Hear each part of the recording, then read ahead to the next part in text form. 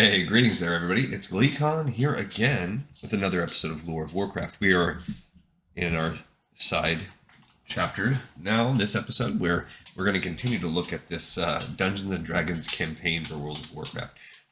This is again not a huge book. It's decent size, but it's only split up. It's split up into just 6 chapters. So this one's probably going to be the longest of the 6 because this one I think it actually discusses the setting, and since we're going to only really be verbatim reading flavor texts and storyline, this is probably the one that's going to have the most reading out of this thing.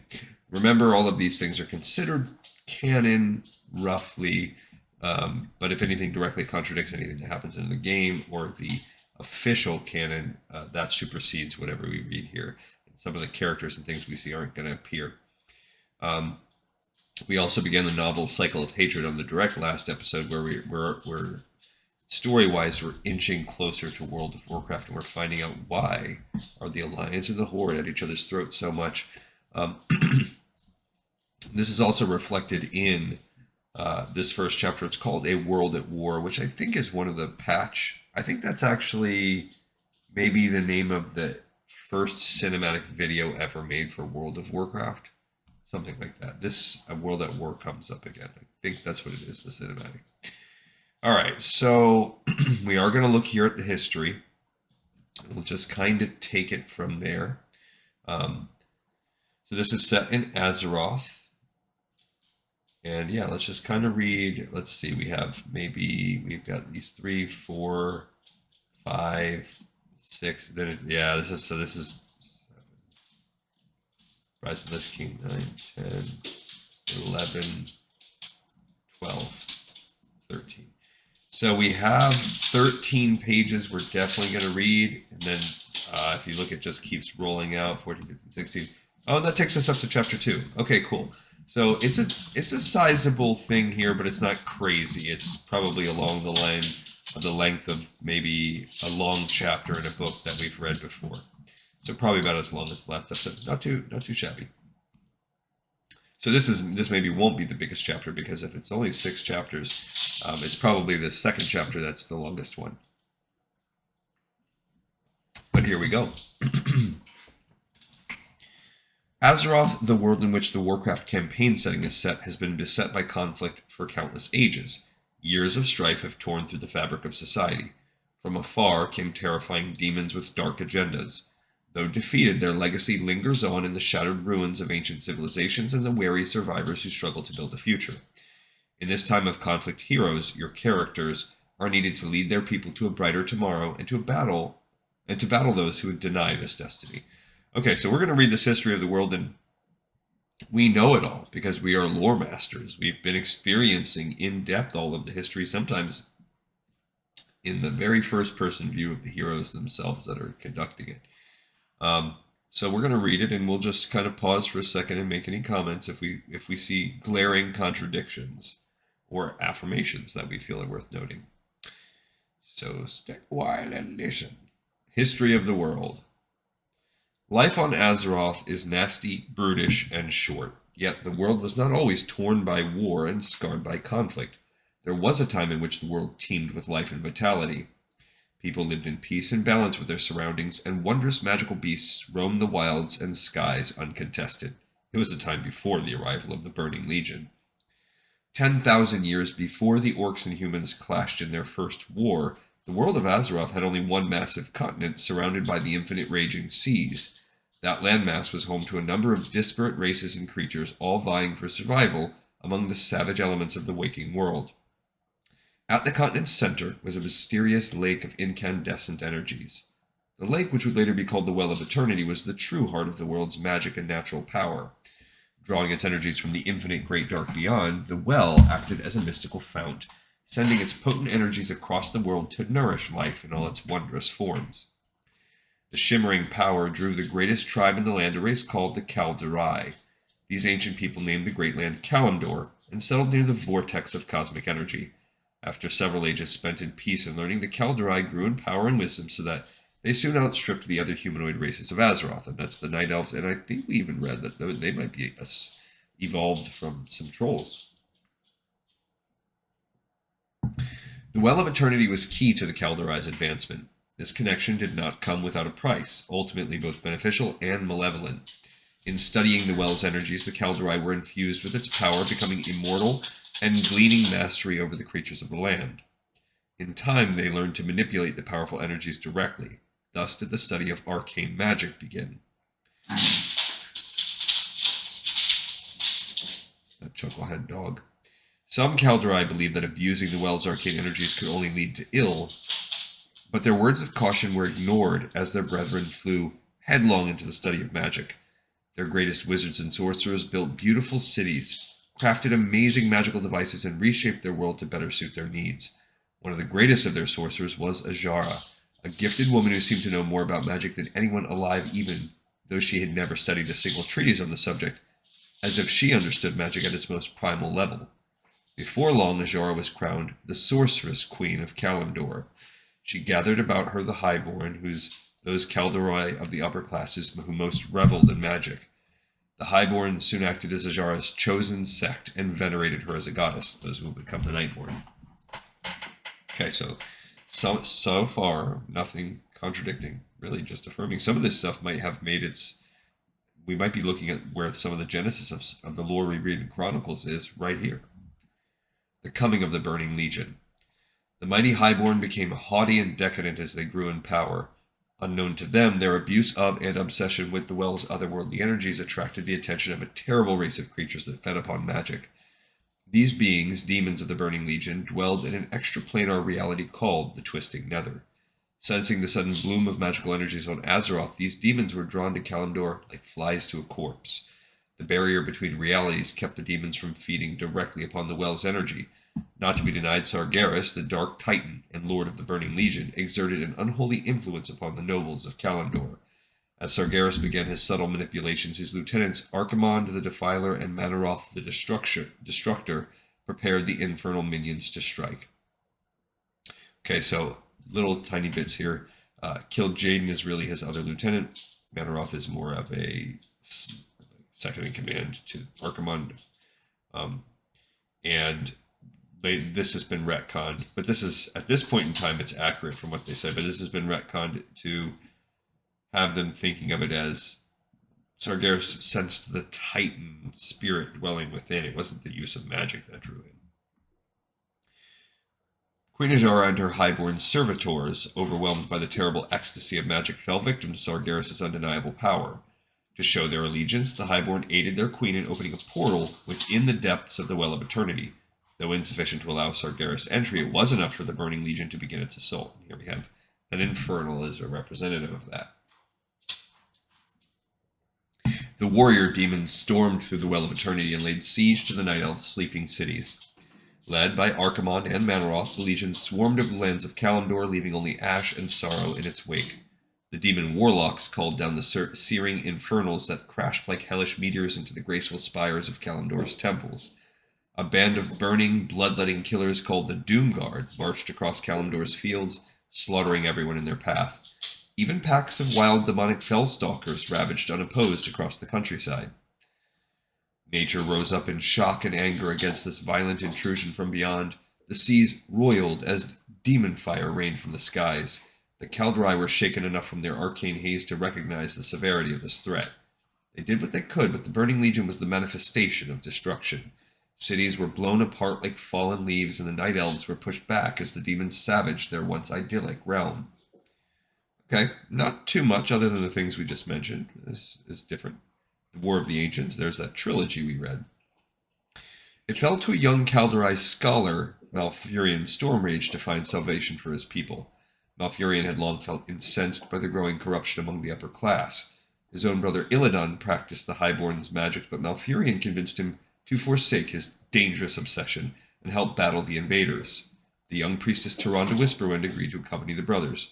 The slight nitpickiness is that I don't believe Malfurion Stormrage could be considered a scholar. It's a stretch. The three heroes met with the reclusive demigod Cenarius, who brought the aid of the powerful dragons. Led by the great red leviathan Alexstrasza, the dragonflights agreed to engage the demons while Malfurion looked for a way to banish them from the world.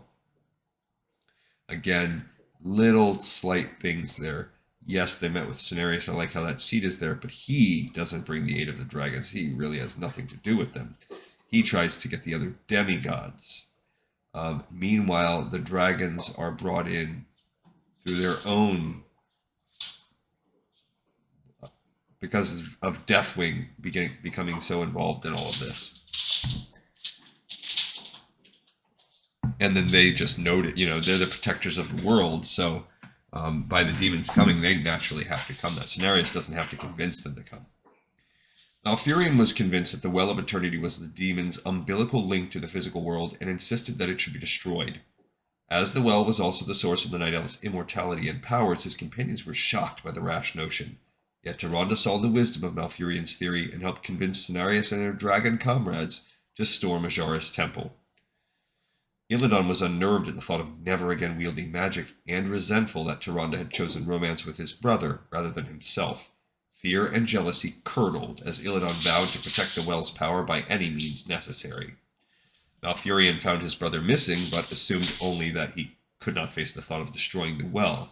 Though heartbroken by Illidan's departure, Malfurion was committed to his course. The Highborn were in the midst of summoning Sargeras when Malfurion's forces struck, but they were far from surprised. Illidan had already whispered to Azshara of the plan, and she unleashed her mighty powers upon the attackers.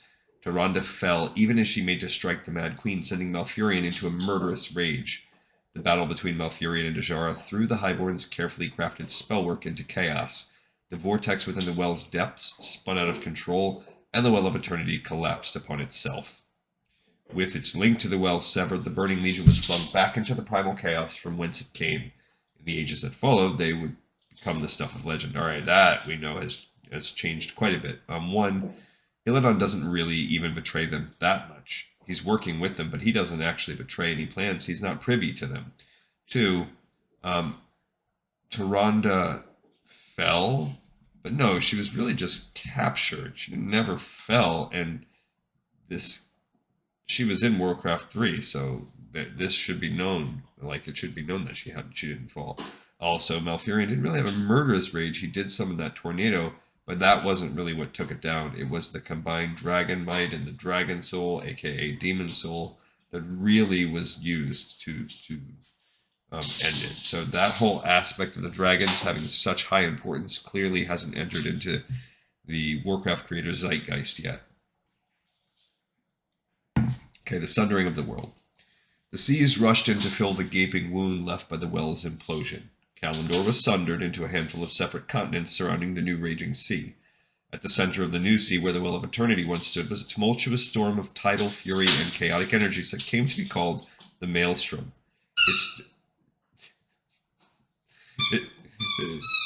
This dog, man, he'll chill out. He always, it's unfortunate for you guys because he could tell when I'm queuing up a video, but like 10 minutes in, he'll chill. It stood throughout the passing centuries as a chilling testament to the terrible cataclysm that forever shattered the utopia once enjoyed by the Night Elves. A handful of Night Elves survived the explosion, including Malfurion, Tyrande, and Cenarius, miraculously enough. They sailed upon crude rafts to the only landmass in sight, the holy mountain Hyjal. Azshara and her acolytes were smashed to the bottom of the raging sea, but the other Highborn survived the sundering. Though Malfurion mistrusted them, he was satisfied that they could cause no real mischief without the well's energies. The Night Elves climbed the slopes of Hyjal to the wooded bowl nestled between the mountain's enormous peaks. A small, tranquil lake awaited them, but to their horror, the lake's waters were fouled by magic.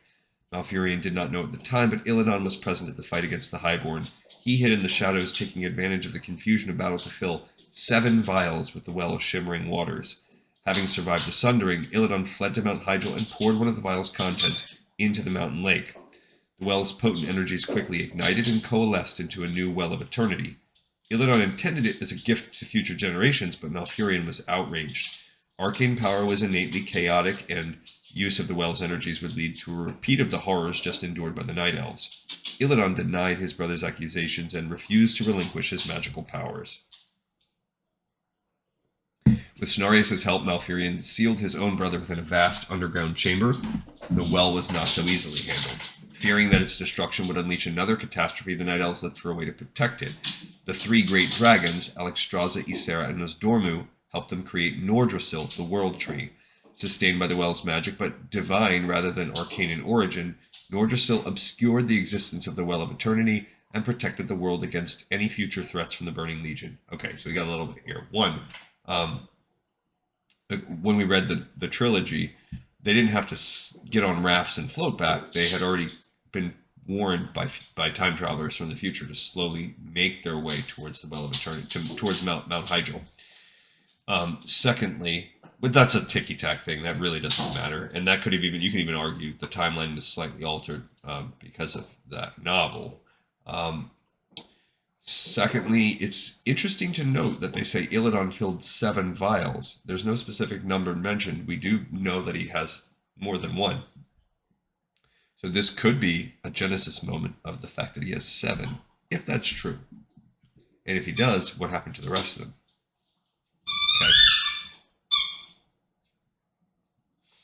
Okay.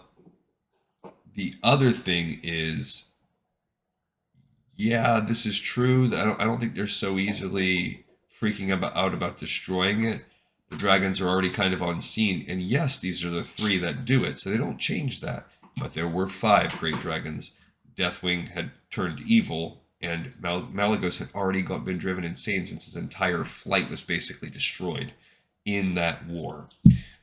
So that's neat that this is true. These are the 3 dragons, but that the other 2 were absent for a reason. Seclusion of the Night Elves.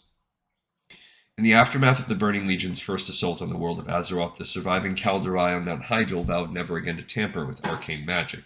They set about building a new empire, one at peace with the world and with nature.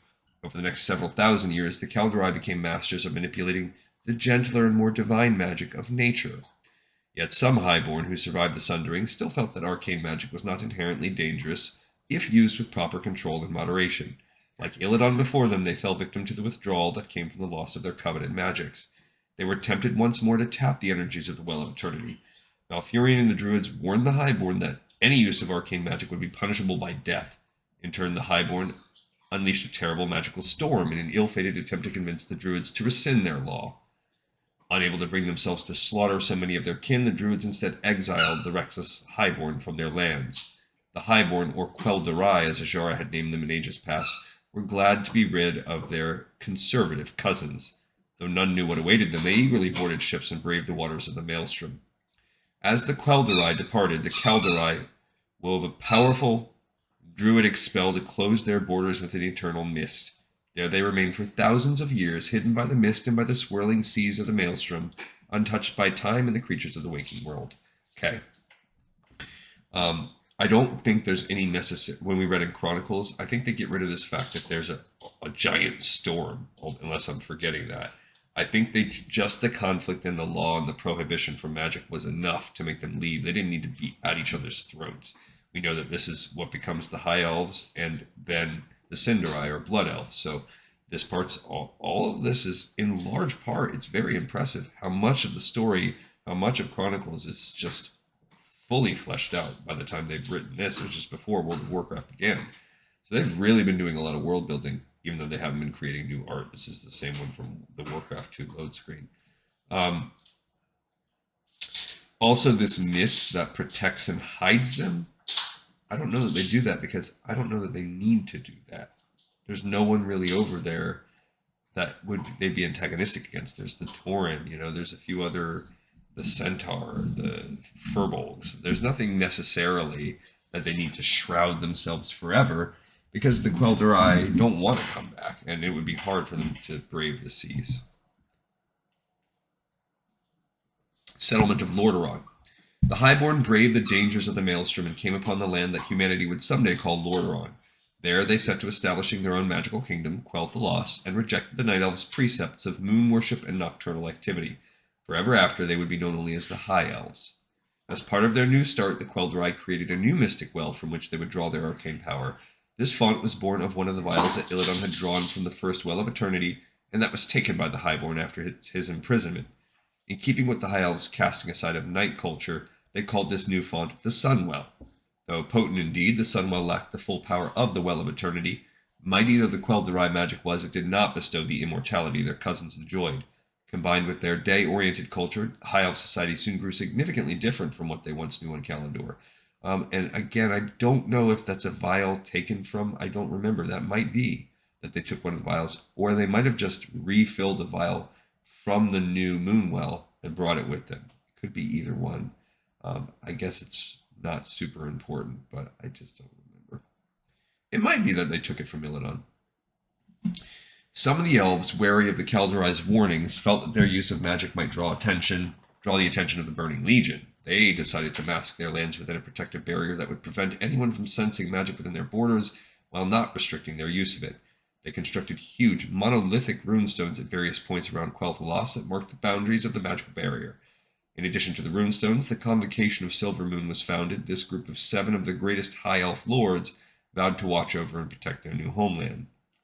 Don't know if that was a thing. I can't remember. I'm not sure. As their empire grew, the High Elves skirmished constantly with the savage forest trolls of Zul'Aman. The green-skinned humanoids were disorganized and primitive, but their cunning earned them a place as the most dangerous enemy the High Elves faced for many, many years. The High Elves also learned that they shared their new continent with humans, but left them to their own crude culture for some time. So this is setting up 2 of the races that we'll read about probably in the next chapter. You can be a Night Elf. You can be a High Elf. Most likely, I'm guessing. The rise of humans. The humans lived a nomadic life for many years until the rise of the Arathi. This tribe saw the potential in uniting the individual human tribes, particularly when faced with the increasing danger of troll warbands. The Arathi brought other human tribes under their rule over the next few years, eventually establishing the nation of Arathor with the massive fortified city of Strom as its capital. Word of the new nation reached the High Elves, who were increasingly hard-pressed to keep the trolls at bay. The High Elves made contact with the humans, beseeching them for aid. The humans agreed to an alliance with the elves in exchange for being taught how to use magic. The united forces of humans and High Elves defeated the trolls so decisively that the troll race never again approached the dominance it once enjoyed. The growth of Arathor also brought humans in contact with dwarves who had long lived in underground realms. High Elf and dwarf cultures were so different that little trust was shared between the two, but the humans formed a bond with the dwarf race. In time, the humans settled so much of Lordaeron that the single empire of Arathor eventually fragmented into different kingdoms, each developing its own beliefs, governments, and lifestyles. Not too much there. They obviously haven't had the idea that the dwarfs really come from the earthens or really constructs. And it's interesting. I don't know, like, which came first, the chicken and the egg. Is this the genesis of this Arathi, Arathor, Strom, that kind of nation becoming, because we've already talked about those things long ago in Chronicles. Is this really where they started writing that lore? If so, just goes to show you how important even this book is. The Guardians of Tristful. As the human and elven cultures mingled, humans displayed an astounding natural affinity for magic. Indeed, many human wizards eventually outstripped the skill of their high elf teachers. These human mages were greedy and careless, however. Each new generation became more obsessed with mystic power and grew conceited and aloof. Once more, the abuse of magic attracted the Burning Legion. And since arcane magic, this is just an off-topic thought, is banned by the Night Elves, and you can be a Night Elf mage now, at what point was that allowed? Was that always allowed when we play Classic? I'm curious to see, can you choose mage as a class for Night Elf? I hope I remember to check that out. The first demons who slipped back onto Azeroth were relatively weak and easily defeated, but rumors soon spread throughout the human and high elf lands. The descendants of the original Quel'Drai remembered the tales of their ancestors, and the Council of Silvermoon entered into a pact with the Magicrat lords of Arathor. They formed a secret order called the Guardians of Tristful, after the secret forested glade in which the wizards first met. The Guardians kept quiet the true threat of the Burning Legion to prevent mass panic and revolution. The Guardians carried on as a unified though largely secret force, even as the human kingdoms fragmented. Sometime later, the foremost guardian, a human woman named Aegwynn, learned that a number of demons had settled on the northern continent of Northrend. The demons hunted dragons to drain the mighty creatures of their magic. With the aid of the dragons, Aegwynn destroyed the demon forces. Oh, I guess they did talk about that. We read that in Chronicles. And there is that scene from The Last Guardian. So I think they're already drawing some of these things in. Um, with the aid of the dragons, Egwene destroyed the demon forces. Even as the last demon fell, the mighty Sargeras appeared before Egwene to warn her that the Burning Legion would return. Enraged and overconfident, Egwene destroyed Sargeras' physical form with ease. Fearing that his spirit would linger, she sealed the ruined carcass in one of the ancient vaults of Kalimdor deep beneath the sea. Who made those vaults? Alas, when Egwene unleashed her power, Sargeras infected her with a portion of his own spirit. I think later in Chronicles we read later on that it was like an abandoned highborn thing that sunk under the sea. This taint passed on to her child Medivh years later. As ignorant of the infection as his mother was, Medivh gained renown for his magical prowess even as a youth. His childhood in the southern kingdom of Stormwind was innocuous enough otherwise. That is until he turned 14. So we've already got this new change date. Then his inherent arcane power clashed with the dormant spirit of Sargeras. Medivh fell into a coma for many years. When he awakened, so did the soul of Sargeras. The demon began to pervert Medivh's mind and soul to his own foul ends. So we have the human race, and to a lesser extent we have the dwarvish and troll race as choices. The world of Draenor. Azeroth was not the only world subjected to the depredations of the Burning Legion. Elsewhere in the Great Dark Beyond was a Draenor, a lush world home to a shamanistic, clan-based society of orcs and another race, the peaceful Draenei. Sargeras' second-in-command, the demon-killed Jaden, discovered Draenor sometime after the sundering upon Azeroth. This new world offered a great opportunity for the Burning Legion if cultivated properly. Of the two races, Kil'jaeden saw that the orcs were more suitable for corruption. He seduced the orc shaman Ner'zhul in much the same way that Sargeras brought Azshara under his control. Using the brute as his conduit for corruption, the demon spread battlelust and savagery throughout the orc clans. Before long, a spiritual race was transformed into a bloodthirsty people. Okay, and they've retconned that some. There was always this love for battle and war that was a part of the orcish people. Second, they've completely retconned the fact that the demons are very familiar with the Draenei already, and they would never even attempt to, because Kil'jaeden and Archimonde are Draenei. So that's a huge thing that hasn't been created yet in the story. The other thing is that it's not the corruption of Ner'zhul is very different from the corruption of Azshara. Very different. Kil'jaeden then urged Ner'zhul to. So I swear, like, I jinxed myself. I said, he'll chill out after 10 minutes. And now he's just spazzing out this whole time. Kil'jaeden then urged Ner'zhul to take his people the last step, to give themselves over entirely to the Burning Legion. Yet the mighty shaman somehow resisted the demon's command. There were some lines even a battle-enraged orc would not cross. Kil'jaeden needed a mortal to open a gateway to Azeroth and settled on a talented novice named Gul'dan. The young orc became an avid student of demonic magic and grew to be a powerful warlock. He taught other young orcs the arcane arts, and soon the last of the orc shamanistic traditions were replaced with a terrible new magic that reeked of doom. That is true. The warlocks quickly ran things in the form of a shadow council that acted as advisors to the clan's chieftains. Kil'jaeden knew his orcs were almost ready, but he wanted to be certain. He had the warlocks summon Mannoroth, the living vessel of destruction and rage, and perform a ceremony in which the clan chieftains drank of the Pit Lord's blood. Consumed with the curse of bloodlust, the orc clans united in a single horde and wiped out the Draenei. Yeah, that's true. Here we have a picture of these orcish hordes here. I don't know what that's from. That might be a new one. The First War. With the only opponents of any significance eradicated and the warlock's energy twisting and blackening the once fertile lands of Draenor, Gul'dan grew nervous. With no foes to face, the orcs would soon turn on one another. Gul'dan's power, however, was sufficient to reach across the barrier of worlds and look for a way out. On Azeroth, Medivh had been resisting Sargeras' corruption as best he could. Medivh's lifelong friends sensed the change in him, but their growing awareness could not stop Medivh's descent into madness. Finally, Medivh fell victim to Sargeras' power. Not long after, Gul'dan's consciousness touched that of Medivh, now possessed by Sargeras.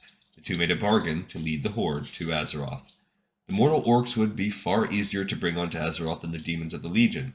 Once there, the horde would soften up any resistance and generate the arcane power necessary to bring the Legion through. With the warlocks working on Draenor and Medivh on Azeroth, the gateway was open between the worlds. The horde came through near the human kingdom of Stormwind and launched the first strike of what proved to be a devastating war. During the struggle that followed, Lord Anduin Lothar, a friend of Medivh's since youth, foresaw the destruction of the world if he did not take a drastic step. With the aid of Medivh's own apprentice Khadgar, Lothar slew his old friend, destroying Sargeras' spirit and freeing Medivh at last. Led by the cunning war chief Orgrim Doomhammer, the orcs carried on relentlessly against the human forces, crushing all resistance in the southern kingdom of Stormwind. Lothar rallied the remnants of his armies and launched a massive exodus across the sea to the northern kingdom of Lordaeron. And that's been covered enough thoroughly that it's solidly gelling by this point, that story, that history. The Second War. Lothar met with the leaders of the 7 nations of Lordaeron. They agreed that the orcs would eventually wipe out all of humanity if left unchecked. The Alliance of Lordaeron was formed, a union of human nations with support from high elves and dwarves. Lord Lothar was appointed as the supreme commander of the Alliance forces. In the south, the orcs brought ogre allies from their homeworld and conscripted the native forest trolls of Azeroth. They launched a new campaign that ended up raging across the continents of Lordaeron, Cosmodan, and Stormwind. The battles of the Second War ranged from traditional land wars to naval conflicts and even to massive aerial dogfights. Despite the Horde's relentless savagery, the Alliance managed to push the Horde armies back into Stormwind, the first kingdom to fall at the Horde's hands. Though the Alliance was heartened by its success, the Horde's defeat hinged on the warlock Gul'dan. A mighty orc warrior named Durotan warned War Chief Orgrim Doomhammer of Gul'dan's ties to the demon Kil'jaeden and the warlock's plans for godhood. Aware of the degree of corruption that lay within his people, Orgrim realized that Gul'dan must be stopped or he would destroy orcs and humans alike. So that friendship between Durotan and Orgrim is not really explored there or addressed. Gul'dan sought out the legendary tomb of Sargeras, believing the power of godhood awaited him there. The warlock used his infernal powers to raise the tomb from the seafloor, creating a new volatile island chain in the process. Doomhammer sent much of his army after the traitorous warlock. Gul'dan entered the raised tomb nevertheless, but he did not find the power he sought. Rather, he unwittingly released a swarm of demons that tore the warlock and much of the Horde forces to shreds. Then the Alliance struck, pushing the shattered Horde back to the very threshold of the Dark Portal. Though the Alliance defeated demon and orc alike, victory was bittersweet. Mighty Lothar had fallen in battle. And that's all well-established. Books have been written by this point. The destruction of Draenor. The grieving Alliance rebuilt its shattered homeland, and surviving orcs were hunted down and herded into internment camps. Khadgar, Medivh's former apprentice, was ordered to watch over the ruins of the Dark Portal. Some orcs who escaped back to Draenor began plotting revenge. The shaman Ner'zhul, however, held no interest in revenge or the schemes of demons. He decided to open a new portal to a world where his people could rebuild their society. So now we're on to the expansion. To do so without the aid of demons, thereby breaking the pact he had made with Kil'jaeden that began the corruption of the orc race, he needed several magical artifacts from Azeroth. Yeah, see, his fall from power and then his slow regaining of power over the orc is totally not, it's not part of the lore yet. This is the image from the end of the game, I think, from the end of Warcraft 1. Maybe Warcraft 2. Ner'zhul reopened the Dark Portal and sent several warriors to recover the relics. Khadgar's men failed to stop the orcs, and the warriors returned to Draenor with the relics in hand. Thinking the orcs were preparing a new attack, the Alliance ordered Khadgar and his troops through the portal to stop the Horde once and for all. Unaware of the Alliance's plans, Ner'zhul opened a number of new portals that would lead to uncorrupted worlds. To Ner'zhul's shock, the existence of 2 portals in a single world began to tear Draenor apart. And that's not exactly why. As we saw, there was that whole, just the spell that he cast was outside of his control. Great earthquakes and storms shook Draenor to its core. Khadgar's forces fled back to Azeroth and destroyed the Dark Portal as Ner'zhul led his orcs through the second portal. As the last orc fled through the portal, the potent magic at last overwhelmed the ravaged world of Draenor in a final, catastrophic explosion. But it's not really destroyed, it's just ripped up. And Khadgar did not flee back to Azeroth. Oh, Khadgar did, but the other guys did not. The new Horde. In the aftermath of the First War, a human soldier named Blackmore found an orc infant alone on the battlefield. The child, the son of Durotan, was the sole orc survivor. Blackmore named the infant Thrall and took him to Durnhold. The human raised the orc as a favored slave, intending to train him as a powerful but educated warrior. Blackmore decided to use Thrall to make orcs tractable to human rule, but Thrall escaped before his training had finished. Thrall searched out his people and was dismayed to find them lethargic and directionless on their reservations. He decided to track down the last free chieftain, Grom Hellscream, who continued to lead his Warsong clan in an underground war. Thrall located Hellscream and learned from him of another clan far to the north that could teach him something of his heritage. Thrall ventured north where he encountered the Frostwolf clan. From then he discovered his heritage as the son of Durotan and the clan's rightful leader. Thrall was taught the ways of the shaman and showed a natural affinity for the spirit magic. In the course of his training, Thrall also discovered that the orc's lethargy was caused by racial addiction to the demon magics. With the warlocks slain during the Second War, the orcs were suffering a kind of withdrawal from the demon's arcane influence. He came to realize that his people, and this is the second time they called warlock magic arcane, there will be a division where that's separated, that's fell. He came to realize that his people must restore their spiritual ties or they would waste away to nothing. Soon after, Thrall left the Frostwolf clan to free the other captive clans, restore their heritage, and ensure their future survival. Upon his return south, Thrall encountered the aged war chief Orgrim Doomhammer, who had lived as a hermit since the end of the Second War. Doomhammer sensed Thrall's power and honor and wasted no time naming him new war chief of the Horde. Thrall set about freeing his people, his forces swelling with each new clan released from the prisons and reservations. Perhaps even more significantly, Thrall's heroism and mystic power reawakened the orc's spiritual. Those who joined Thrall cast aside the last taint of the demonic influence and embraced their shamanistic roots one more. It's crazy how they spent like 2 paragraphs recapping the Second War, and then they're basically doing the whole Lord of the Clans book like recap. So the writer of this has obviously read those books. This is from the original Warcraft 1 manual. Rise of the Lich King. Shortly before Draenor tore apart, Kil'jaeden captured the shaman Ner'zhul and his followers as they attempted to escape from the dying world. He captured his spirit, kind of. The vengeful demon was not about to let the orc get away with breaking their pact. He tortured Ner'zhul, slowly tearing its body to pieces, but keeping the shaman's spirit intact. Okay, that's what happened. Ner'zhul pled for mercy more than once, but Kil'jaeden reminded the orc of their blood pact. He still had a use for the willful shaman.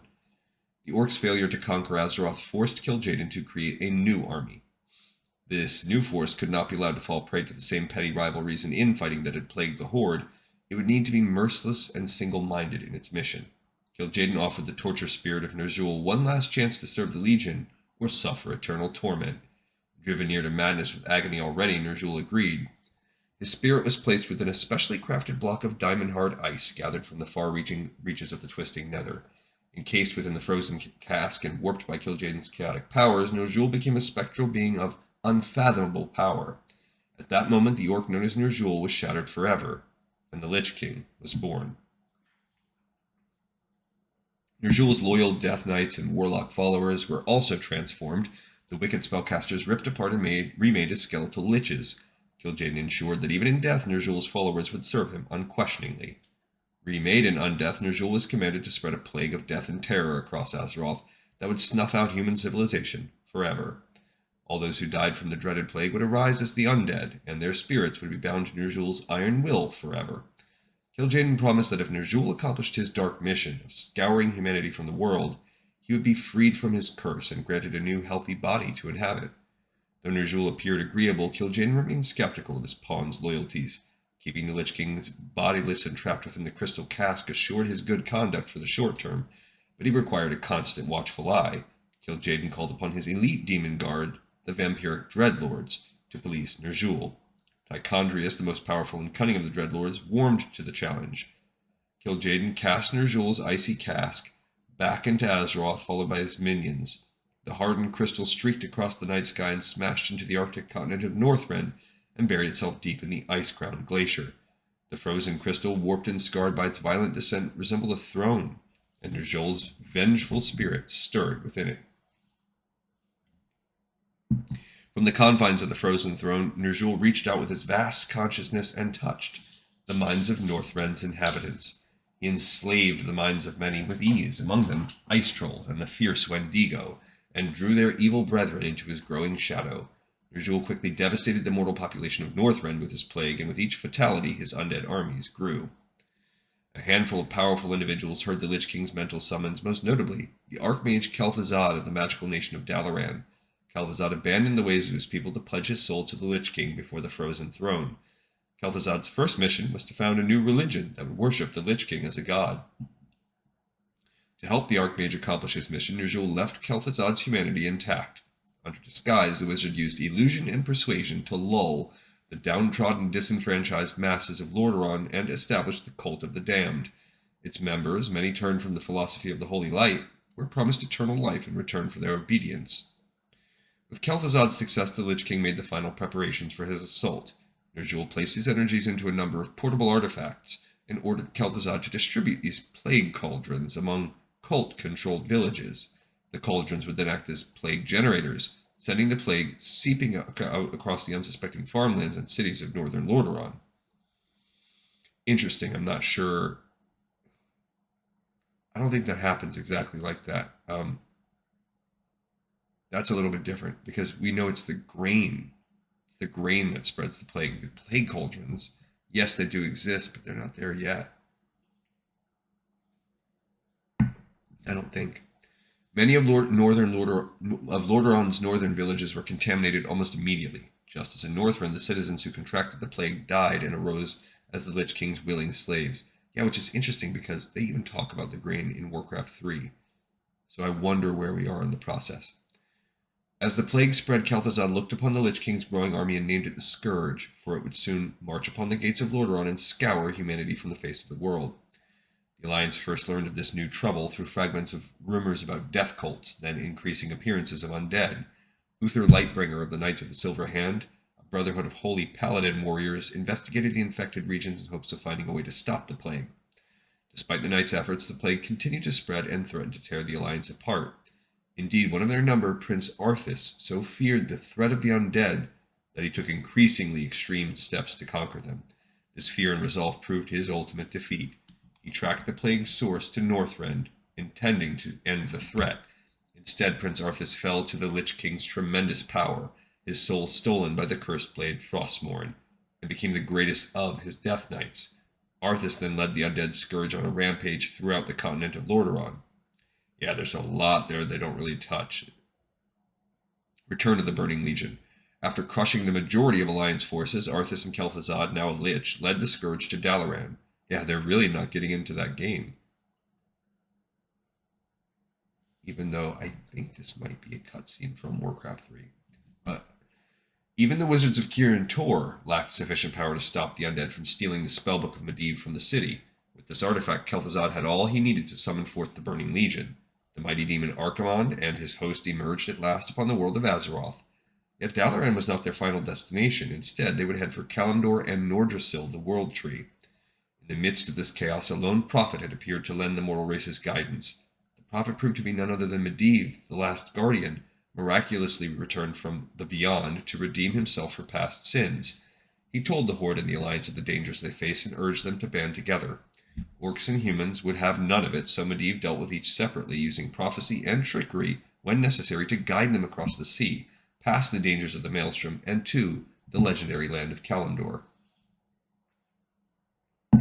The forces soon encountered the long-hidden Kaldorei civilization. The Night Elves reacted to the news of demonic invasion with grim determination. The Burning Legion had never ceased in its desire for the Well of Eternity, long the source of strength for the World Tree, and itself the heart of the Night Elf kingdom. If successful, the demons would literally tear the world apart. Even as the mortal races understood the full import of the threat, the Burning Legion followed the undead scourge to Kalimdor. The continent was no longer hidden from detection, and the demons did not hesitate to lay siege to the World Tree that grew over the Well of Eternity. The Battle of Mount Hyjal. Under Medivh's guidance, Jaina and Proudmoore and Thrall, leaders of the human and orc forces respectively, realized that they must put aside their differences.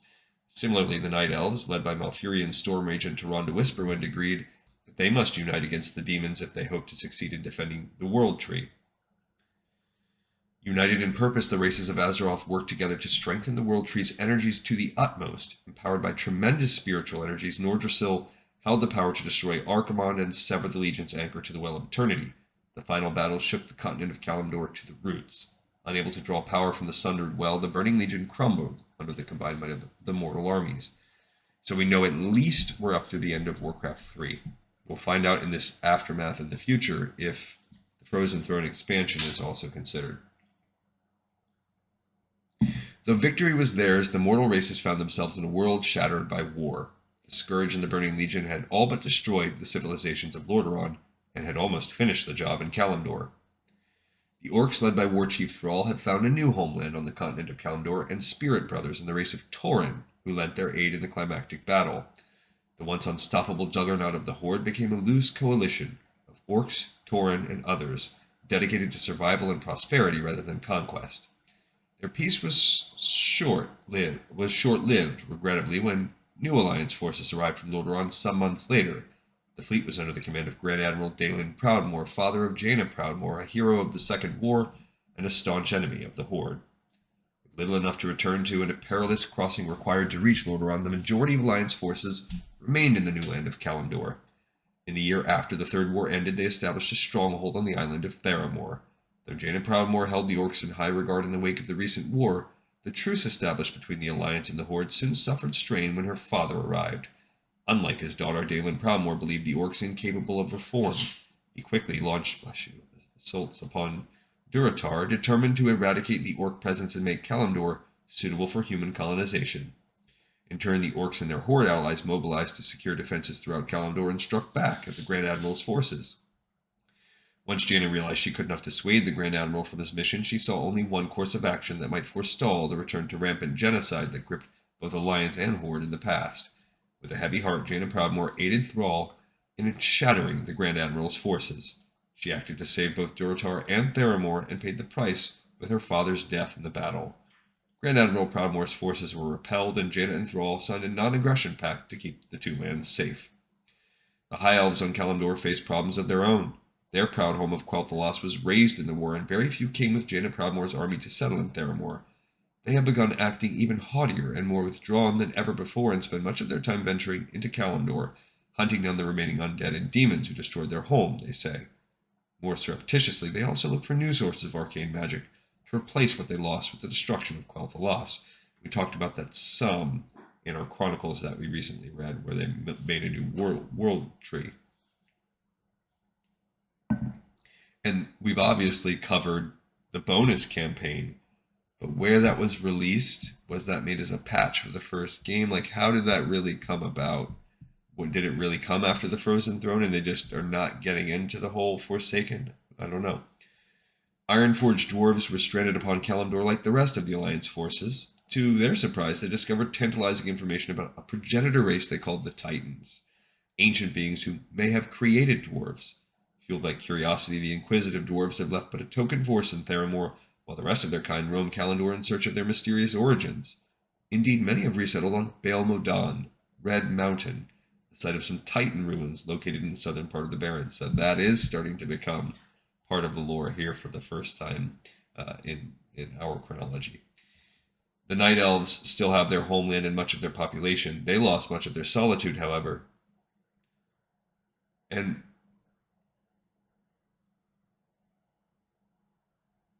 I see. Okay. The High Elves. This is the different race. I gotcha. So they're spreading out, looking. So that's not true. I'm sorry. That was the Quel'Drai that are looking for this.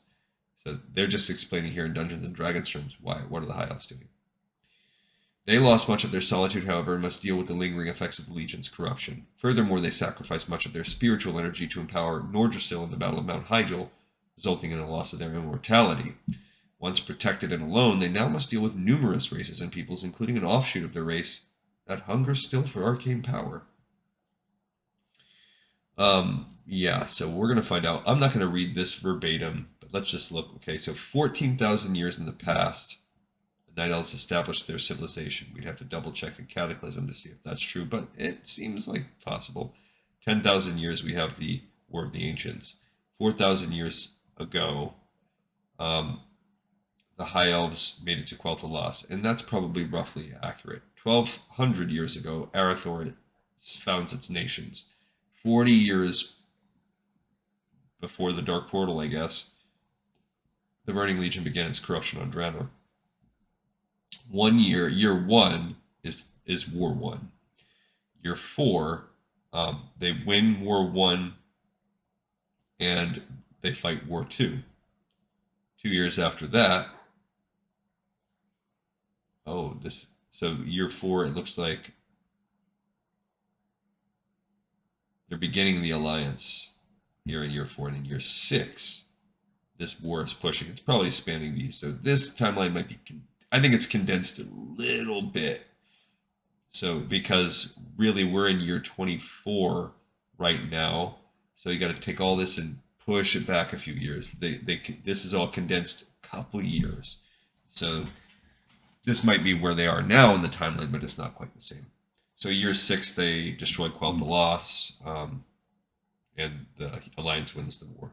Year seven, Ner'zhul escapes. We basically have Beyond the Dark Portal. Then we jump all the way up to year 23. Yeah, so this all takes place differently. The whole thing is condensed, but these events are spread out more. I think some of these things happen, especially in the beginning.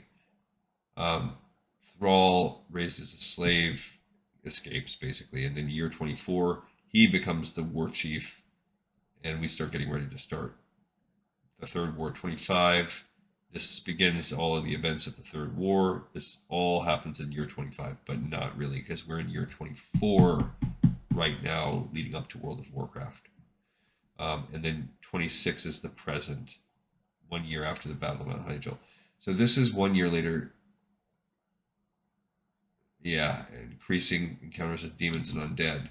So this came out before the Frozen Throne. It has to have. All right, so we'll read this little flavor text, and then we will be done with this chapter.